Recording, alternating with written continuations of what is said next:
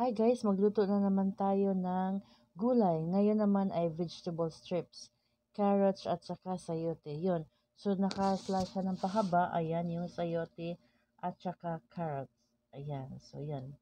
Turno yung pagka-slice niya at yung kapal. So ayun naman, ito naman yung breast strips naman. So tama lang yung length niya at saka yung kapal ng manok para mas mabilis maluto. Yan. So syempre may sibuyas tayo. Ayan, isang pirasong sibuyas. Hinati ko yan at saka bawang naman para mas mabango at mas marap ang niluluto natin. So tara, magluto na tayo. So yan, magluto na tayo. Basic, mag-init ng mantika bago yung mga sangkap.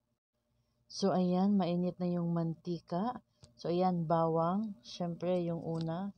Ayan. Ganun lang para mas madaling maluto yung bawang natin.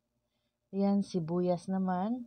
Hanggang matranslucent na yung sibuyas natin, saka pa natin isunod yung sangkap natin. Which is, ang kasunod niya ay yung manok. Kasi manok yung panghalo ng gulay natin ngayon. So ayan, halo-halo lang. Ayan. So hanggang sa translucent na yung sibuyas natin. At saka yung bawang magiging mas golden brown para mas babango.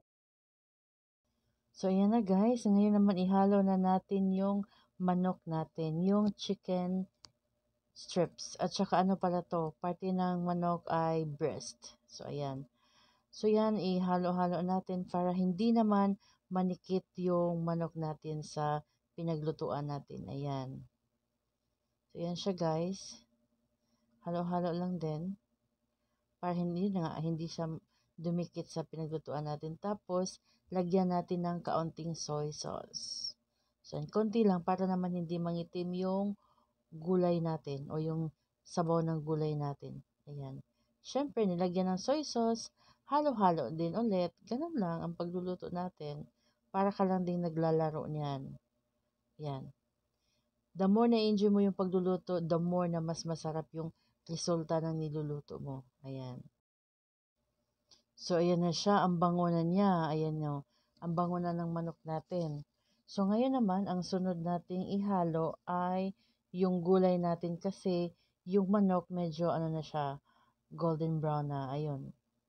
So, yan. Dahan-dahan lang para hindi naman mahulog yung mga gulay natin.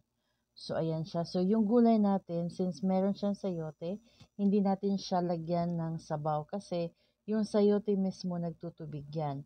So, yung tubig ng sayote, yun na ang magiging sabaw ng ulam natin.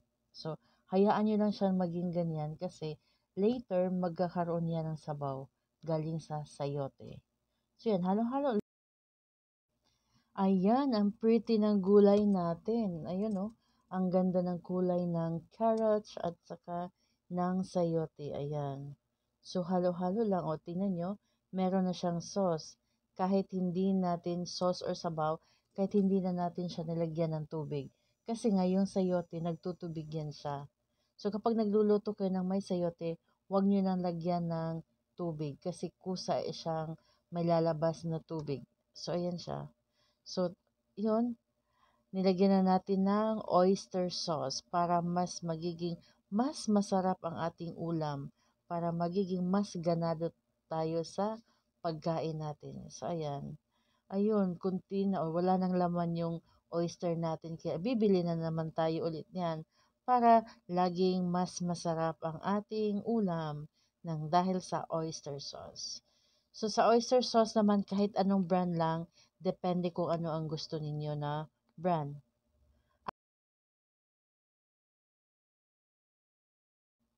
Ayan na, moment of truth.